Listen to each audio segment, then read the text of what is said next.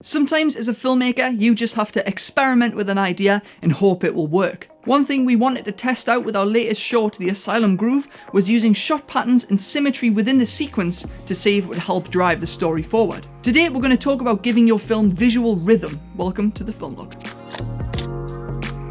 This week's episode is sponsored by rocketstock.com. Check out their creator video element pack for logo reveals, end screens, subscribe animations, and much more. And they're all designed with vloggers and content creators in mind. You can find links in the description below. Today we're breaking down our latest short film, The Asylum Groove. You can find it right here.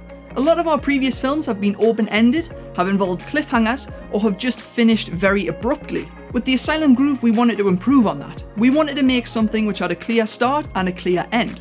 A piece of symmetry which a lot of films incorporate is the connection between the first and final frame in the movie. These can be mirror images, clones, or a perfect opposite, and they help give the film clear bookends with distinct contrast from the start and end of a character's journey. We've put a Vimeo link down in the description below of a 5-minute compilation of first and final frames of loads of famous movies. It's definitely worth checking out. We connected the first and final frame of The Asylum Groove with the use of curtains.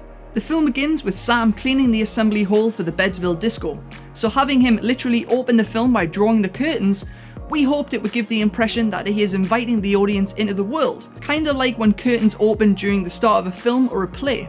The final shot in the film is when he is about to be electrocuted. The curtains close and we are left with his mother's hand pressed against the window before it slowly fades to black. At the end of the film we see a different side to Sam, his rage, his terror, and his bad side. At this point we wanted the audience to distance themselves from the character and flip their perception of him from a protagonist to an antagonist. This is why we placed the camera on the other side of the glass. We would hope that symmetrical first and final frames are a clear indication to the audience that the film has started and the film has ended. No post-credit sequence, no teaser to a sequel, or no cliffhanger ending. Another principle we wanted to incorporate to help drive the story, retain the pace, and create visual rhythm was the use of the rule of 3. The rule of 3 is a writing principle which suggests a sequence of exactly 3 is the smallest amount of information needed to create a pattern. This is a way to keep the information short and snappy, but also to help emphasize the point being given. The rule of 3 is used all over. The slogan, "Stop, Drop and Roll," the 3 Little Pigs, the 3 Musketeers.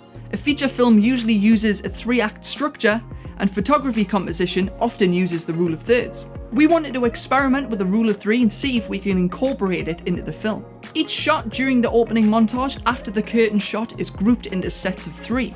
First of all, you have the tasks. We wanted the audience to know he was cleaning straight away. Instead of a single shot of him cleaning, we used 3 to solidify the information while keeping the shot count to a minimum. Any more than 3 shots might be boring and any less might not emphasize his task enough. Next up you have the blue shots. A blue balloon, blue paintbrush, and the paintbrush dipped in water. These 3 shots show that the work he is doing is not just moving furniture around. He's painting and hanging up balloons, which gives the audience clues to the party and the disco. Again, any more than 3 shots might be a waste of time and any less might feel random. We bridged the furniture shots with the painting shots by including blue paint on his fingers in the final furniture shot. This was to help bridge the gap between the sequences and help it flow. The last set of 3 are the shots of the record player. Again, we included a bridging shot by using the jar of blue water in the first shot of the record player sequence to help with pace and continuity.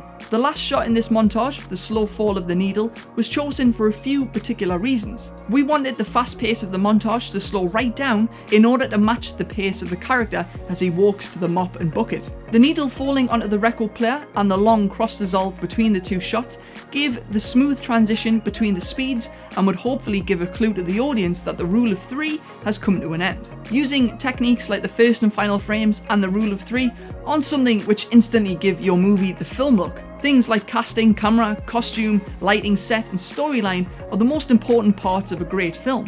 But once you have those down, it's worth experimenting with alternative and maybe subconscious tricks for your film and see what comes of it. But did these tricks actually work? Why don't you let us know in the comments below. And while you're there, vote with your thumbs if you liked or disliked this video, hit that orange lens cap to subscribe, stay notified, and remember to achieve it one shot at a time.